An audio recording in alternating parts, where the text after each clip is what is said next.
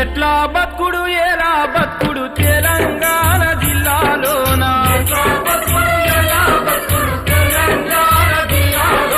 lathi తూటల రాజ్యమాయ Telangana పల్లెలోన